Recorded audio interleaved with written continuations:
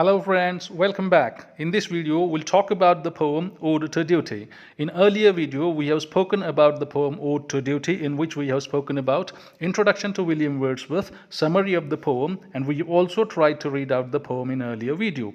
In this video, we'll try to understand the poem line by line. Before we begin to understand the poem line by line, let me tell you that this poem, Ode to Duty, was published in the second edition of Lyrical Ballads in 1800.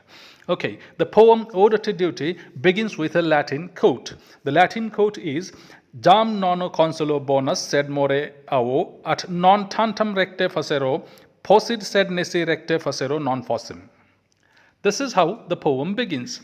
The Latin quote can be translated as I am no longer good through deliberate intent, but by long habit have reached a point where I am not only able to do right, but I am unable to do anything but what is right. This is from Seneca, Letters 120.10. Okay, let us try to read out and understand the poem line by line now. The first stanza, stern daughter of the voice of God. The poet says, stern daughter of the voice of God. He directly addresses the duty as stern daughter of voice of God. What is stern daughter of voice of God? Stern is serious and unrelenting. Voice of God means it is God's command to be dutiful.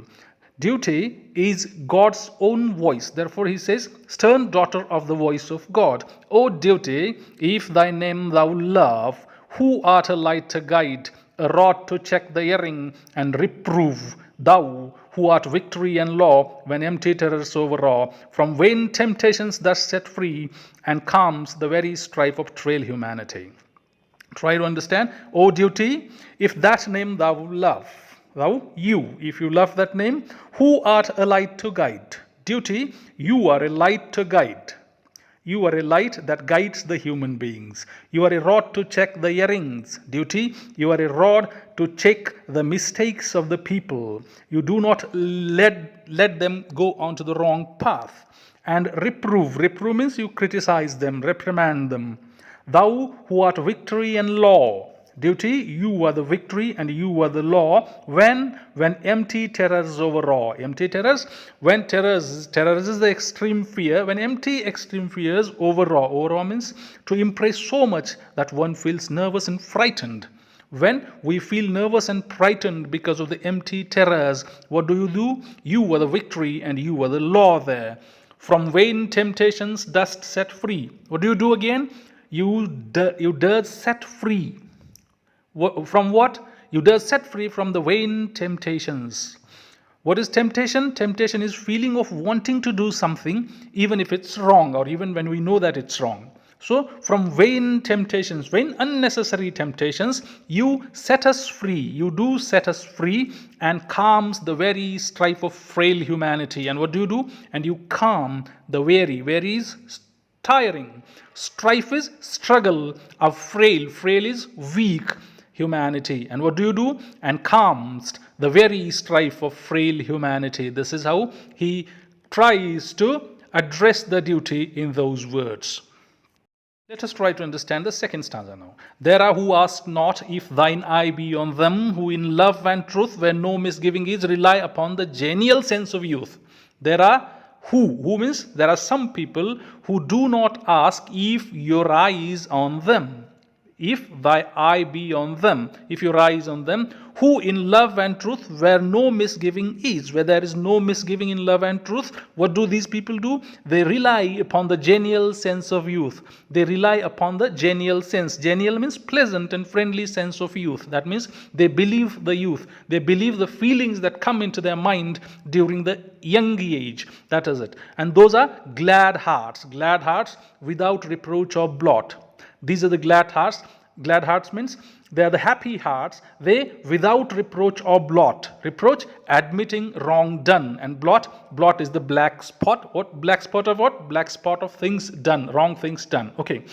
Without reproach or blot, who do thy work and know it not. Those people actually do your work, but they do not know it. Who do thy work and know it not. Oh, if through confidence misplaced, through the confidence misplaced, because they are the confident people and their confidence might have been misplaced, and if by misplaced confidence They fail to do their duty.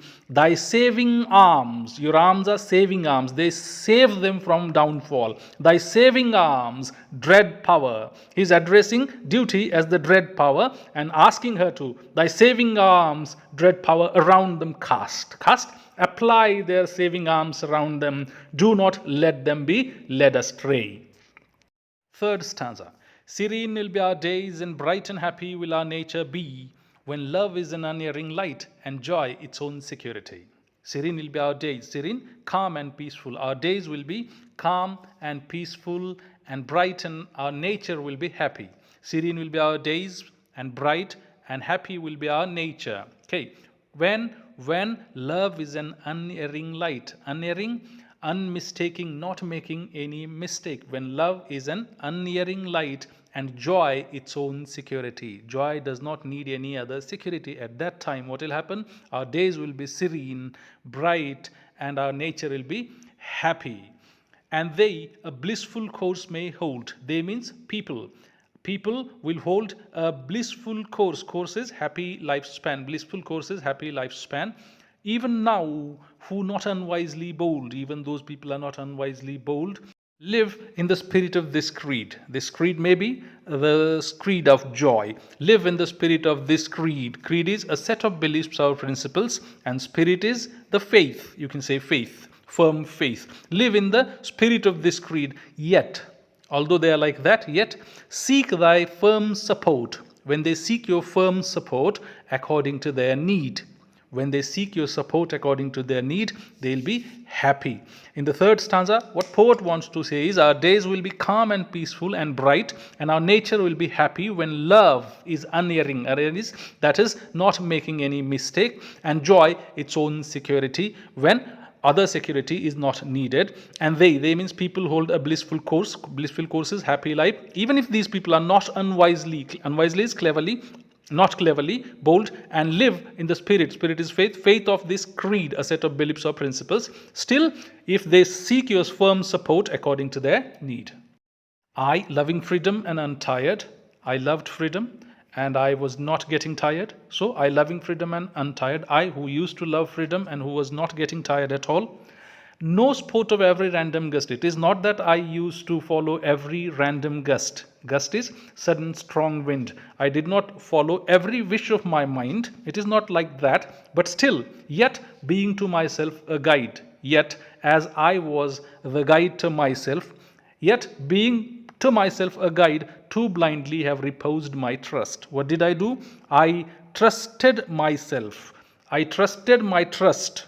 Reposed, I stayed at my trust blindly, too blindly have reposed my trust, and often, when in my heart was heard, when I heard in my heart, and often when in my heart was heard, what? Thy timely mandate. When I heard your timely command, mandate is command, I deferred. Deferred, I gave up, I postponed. I gave up. What? I deferred the task. I gave up the task. Task, which task? The task that was told by me, by my mind in the youth. I deferred the task in smoother walks to astray. Deferred to what? I gave up for what? For the smoother walks, for the right things, to astray, wrong things, to go away from the place where you should have been. Instead of going away from the place where I should have been, I again came back. But thee I now would serve more strictly if I may. But now I have decided that I'll serve you more strictly if I may. I may means if you allow me. Okay.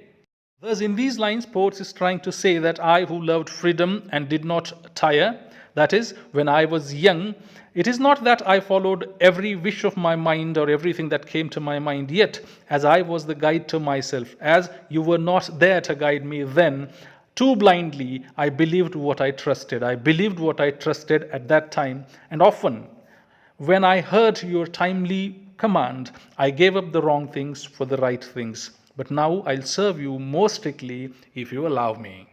Through no disturbance of my soul or strong compunction in me wrought. Look at the lines carefully. Through no disturbance of my soul. My soul should not be disturbed, or through strong compunction in me wrought. Compunction is the feeling of guilt or through a strong feeling of guilt that has been shaped in me. Wrought is shaped by hammering.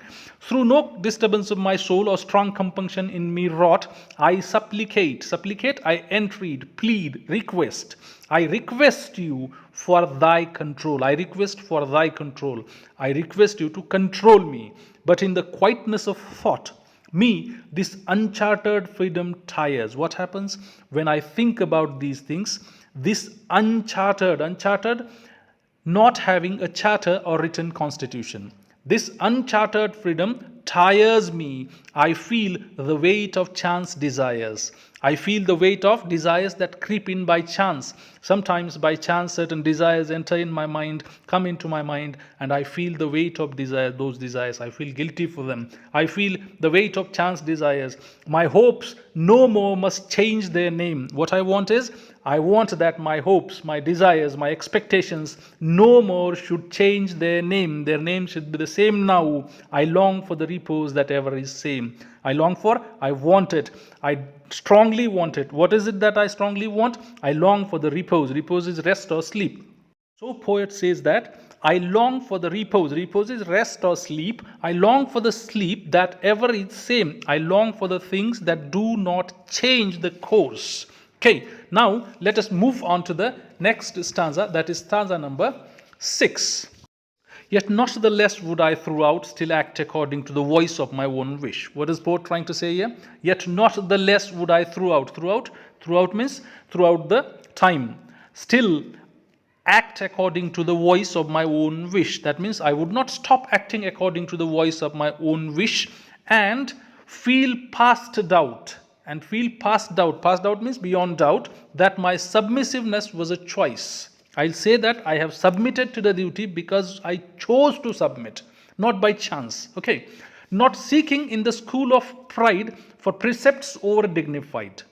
I'm not seeking in the school of pride. Now I don't want to be a proud man. I don't want to boast of the things. Precepts, rules about how to behave and what to think. Precepts over dignified. What is over dignified? Made impressive. Not seeking in the school of pride for precepts over dignified. What I'll do instead? Denial and restraint I prize. I'll prize denial and restraint. Denial, to say no to the things. Restraint is control. So I'll try to say no to the things, no to the wish that enters my mind and control myself. That is denial and restraint I prize. I'll prize it. No farther than they. They means here denial and restraint. No farther than denial and restraint breed a second will more wise.